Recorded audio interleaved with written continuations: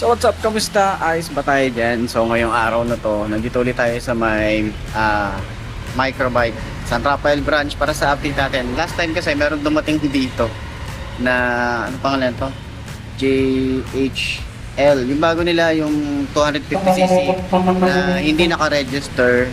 Okay, mga pang trail lang. So ito yung video na yun. So check natin ngayon and gawin natin ng reaction video lang naman kasi hindi natin to na nakita talaga personal. So, tingnan natin kung ano yung masasabi natin dito. Okay. So, ayan. Ang napansin ko agad dito sa video, yung kanyang headlight is sobrang daming ilaw. Parang mga 5 yata yung nakita ko. Tapos yung fender niya, parang yung sa 150cc, mas mahaba lang talaga to. And then, meron na siyang cover yung kanyang guard. Okay. JHL pala. Ayan, JHL. And, sa kanyang wow, ganda ng itsura na ito.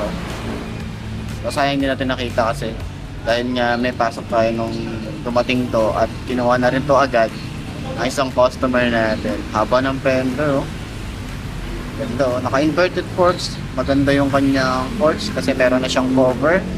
Naka-display tayo rin to. Siyempre, yung gulong niya is pang trail talaga siya. So, yan. Ang ano lang talaga dito is headlight lang. Wala siyang signal light talaga. Okay, kaya hindi siya nire-register kasi nga kulang siya. Yun yung sinasabi sa atin. Maganda yung makina, 250cc yung makina niya. Tapos yung mga shifter, maganda. Meron na rin siyang cover sa kanyang engine dahil nga kapag pinang-trade niyo is talagang kailangan na merong cover. Okay, so yun lang naman. Ganda rin ng masyadong tindig yung Ganda yung gas tank niya. So, pangkaraniwan na nakikita natin. So, yung kanyang guard nga pala or yung lever guard is natitiklop. Okay, naaangat baba siya. So, pwedeng ganon, okay. Ayos, diba?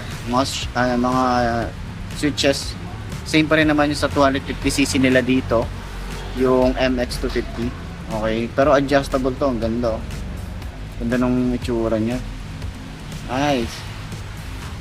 Kanyang grip, maganda rin. Mga switches, naka-digital panel pa rin tayo rito.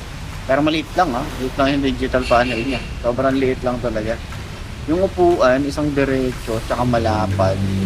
And yung kanyang fender, sobrang ang haba talaga. So, meron din siyang monoshock and naka-disc brake din sa likod.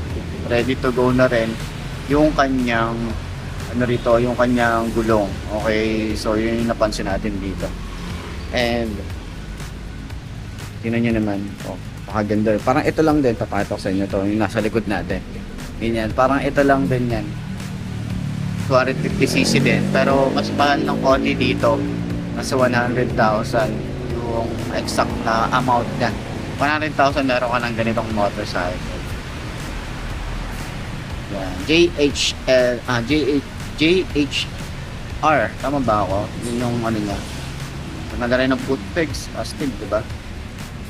Yan, so, may basa na rin pala yung shock niya. Astig. So, hindi talaga tinipid yung motorcycle na to. Kaya sila sa post natin yung nagsabi na maganda yung pagkakagawa nito. Kaya ano lang talaga siya, by order, no? So, kung gusto nyo umorder ng ganitong motorcycle, sabihin nyo na lang din ako para matransfer ko kayo sa kanila and para matulungan nila kayo or ako matulungan ko kayo sa pagkuha ng ganitong motorcycle. Ayan, 250cc JHL off-road. Yan, yun yung pangalan niya. Ayos, diba? Pang off-road talaga yung dati niya. Napakaganda ng itsura. So parang yung yung parang yung tawag dito, yung kulay red nila na 150cc. Yan.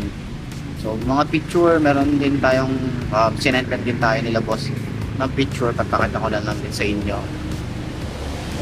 Sa side view, bandang makina, haba niya. So, sobrang taas daw na ito. Okay, parang ito lang din nasa likod natin. Pero mas maangas talaga itong bago nila eh. Ito kasi nasa around 76 yata itong nasa likod natin. 76 ba? Ayan, 72 pala, 72. Ayan. Pero ito kasi, yung bago nila is 100,000. And wala nga siyang signal light, harap at likod. Headlight lang talaga.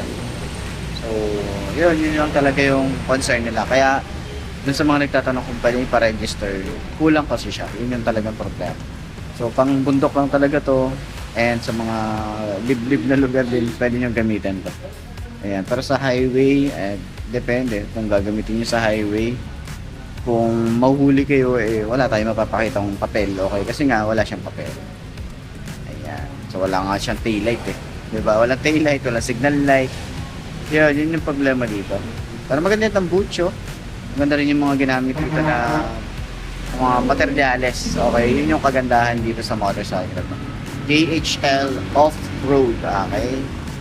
So, yun lamang. Yun lamang po ang ating update para dito sa may microbike San Rafael branch. And yun, pakita ko na lang siguro sa inyo rito yung iba pa nilang unit para at least sa mga naghahanap ng microbike na mga motorcycle, available sila. So napakarami nila ngayon dito na ganito, MX250. Okay, yan yung mga available unit nila. 52 tuloy, 72,000, 15,000 yung down payment and yung months nila. Ayan. So dito naman EX0125 may 55,800 yung 8,000 yung kanyang down payment. Ayan. Mali-mali naman ako. Ayan, yun yung ano niya, yan yung price niya. Okay, 43,000 naman para sa EXU 110. Ayan. So yan yung kanyang price. So dito rin, so dito naman 60,000. Ayan, 60,000, 5,000 yung down payment. Ayan. So parang ganito lang din yung itsura nun. Pero mas malaki. 250cc yun, okay. So, ayan, ganda rin nito. Ito talaga yung pinakamagandang pang off-road na 150cc na nakita ko. Sobrang ganda ng quality niya. So, kung gusto niyo bumili, ayan, mga available nila rito na unit 250cc, may mga ganyan sila. Dito rin, mga 150cc. Ayan, pan-tricycle, meron silang pan-tricycle pero konti ngayon dahil nga mabenta ngayon yung mga pan-tricycle talaga. Isa to sa mga bibenta nila. Ayan. So, 42,000, 3,000 yung down and yung months niya. Okay, so dun din, meron din sila ron. And pang mga classic, ayan, meron silang classic dito. Ito yung presyo. Okay, so ito naman EXO150. Yan yung presyo. Okay, so puntahan nyo na lang dito. Ito rin yung isa. Ayan. So meron silang mga available dito ng mga repo. Okay, so mga repo naman, ito naman yung available unit nila.